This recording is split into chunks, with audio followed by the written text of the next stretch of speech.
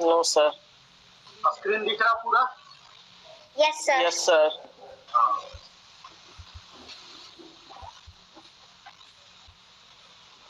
अभी हमने इंग्लिश का काफी कुछ सीख लिया है ना पिछले 3 महीना में।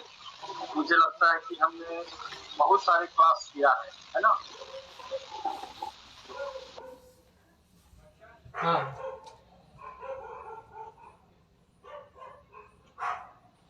सर आप तो म्यूट है। सर आप म्यूट हैं। वो किए होंगे बच्चा, किए होंगे। आज लगता है कोई पुराना बच्चा ज्वाइन नहीं करेगा। रिकॉर्डिंग बोलना देखने के लिए और क्या कर सकते। आदर्श भी नहीं आया तुम्हारा भाई? नहीं, वो ट्रेन में है, दिल्ली आएंगे कल मेरे पास। अच्छा, तुम्हारे पास जा रहा है। छुट्टी है क्या उसकी? कैसे? हाँ, छुट्टी चल रही है, ऑटम ब्रेक। हाँ। ये ऑटम ब्रेक कब से होने लगा? तुम्हारा घर बड़ा सा है क्या? मैं भी आ जाऊं? हाँ हाँ, आ जाइए आ जाइए। घर बड़ा नहीं होना चाहिए, दिल बड़ा होना चाहिए। हाँ, देखो बच्चे भी ये बात बोलते हैं। Very good. चलिए, अब आ रहा screen full? Yes sir. Yes sir. चलिए, तो आज से न्यू फ्लेवर में स्टार्ट होगा, ठीक है? ये हमारा लिविंग हैप्पी चैनल है, ठीक है? और चैनल का मैं फाउंडर मेंबर हूँ। हमने अभी तक काफी कुछ सीखा, ठीक है? लर्न फ्लुएंट स्पोकन इंग्लिश, जो हमारा फाइनल गोल है, यही है। मेरा पिक्चर आ रहा है, स्क्रीन भी आ रहा, सब कुछ सही है? Yes sir. आवाज आ रहा है? कोई प्रॉब्लम नहीं है? कोई प्रॉब्लम होगा तो बताइएगा, ठीक है? तो हमारा जो अल्टीमेट गोल है, ये इंग्लिश को फ्लुएंटली सीखना है ना? धारा प्रवाह, अंग्रेजी कैसे बोलना है, ये तब बोल सकते हैं जब हम ट्रांसलेशन सीखेंगे ग्रामर के साथ, ठीक है? और हमारा प्रयास है कि बड़ा ही आसान बना के और बड़ा ही तीव्र गति से सिखाएं। ऐसा नहीं कि एक ही टॉपिक को पकड़े, इसे बोलते हैं इजीली एंड क्विकली, ठीक है? ये हमारा बुक पब्लिश होगा बहुत शीघ्र ही। पब्लिश बनने से पहले देख लीजिए, ये हमारा बुक बनने जा रहा है, ठीक है? दिख रहा ना आप लोग को? हेलो? यस सर, दिख रहा है, बिल्कुल बिल्कुल दिख रहा है। ठीक है, तो आज बिल्कुल नए फ्लेवर में है। आप लोग का डिमांड था ना पीपीटी भी बनाते हैं, है ना? क्योंकि मैं एमसीए भी किया था, मैं भूल गया था कि मैं एमसीए किया हूँ। मतलब किया था, तो अब मुझे फिर से याद आ गया कि मैं एमसीए किया हूँ। ये सब मेरे लिए दाएं बाएं का खेल है ना? जो हमारा ऑब्जेक्टिव है, जो उद्देश्य है, लक्ष्य है, ये आप सबों को इंग्लिश बताना, ट्रांसलेशन और ग्रामर बताना, बड़ा ही आसानी से और हंसी मजाक, इसको बोलते हैं फन वे टेक्निक के साथ। ऐसा नहीं बहुत ही भारी, मन भारी कर दिया, इतना डांट दिया, इतना डिमोरलाइज कर दिया।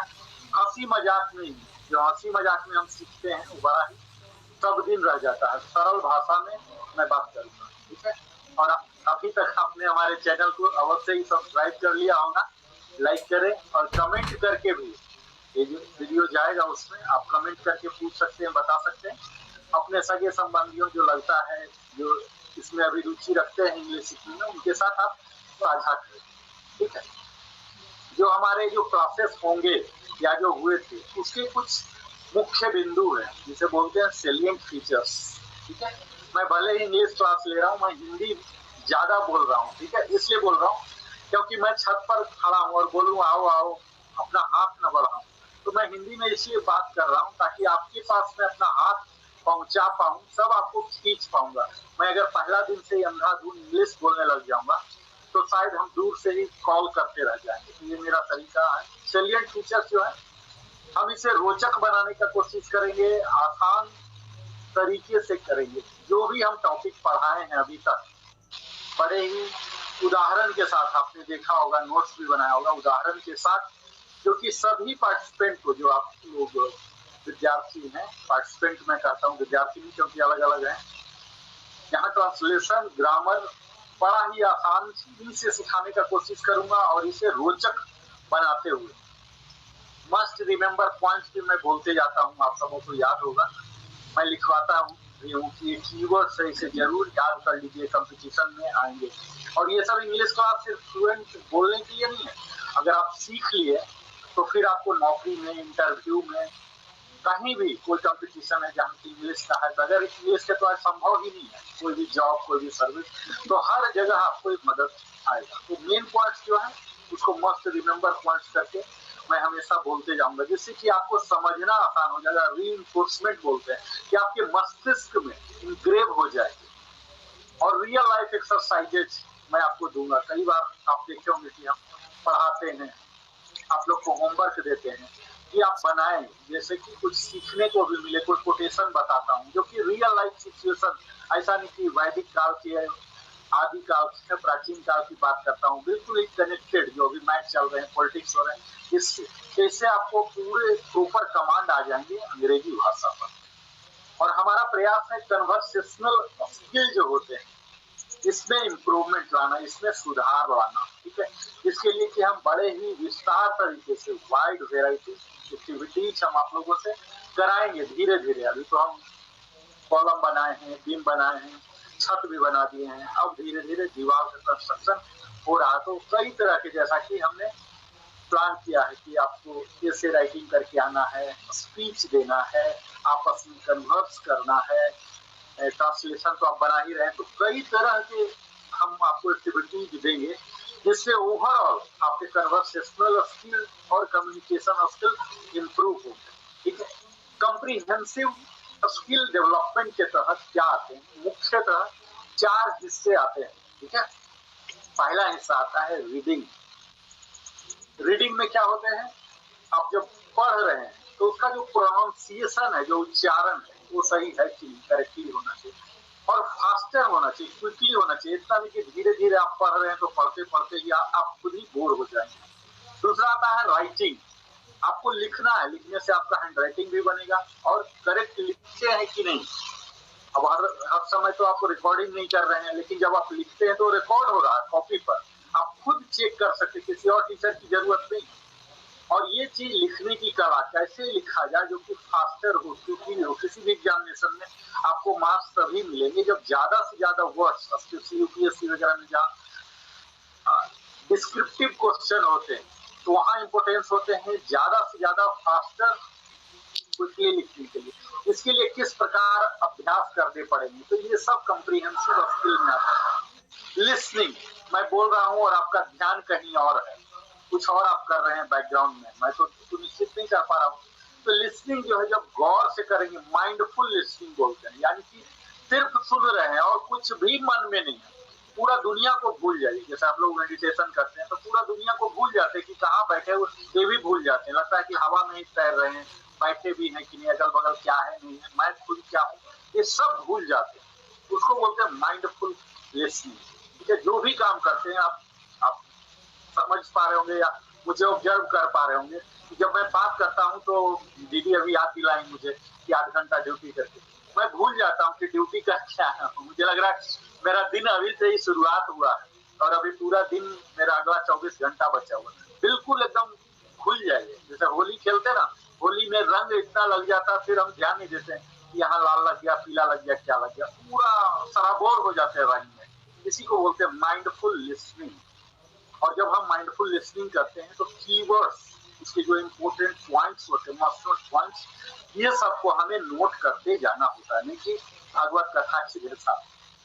फाइनल होते हैं स्पीकिंग, जो बोलने की कला है, ये कब आएगी, कौन व्यक्ति बेहतर बोल सकता है, कौन बेहतर बात कर सकता है, जो पढ़ा होगा, जो लिखा होगा, जो सुना होगा, ये तीनों का समरी जब होता है तब वो बोलने के योग्य हो पाता है। तो स्पीकिंग जो है फाइनल स्किल होते हैं, 4 स्किल, कैसे बोलना, कैसे प्रॉपरली अनाउंस करना है,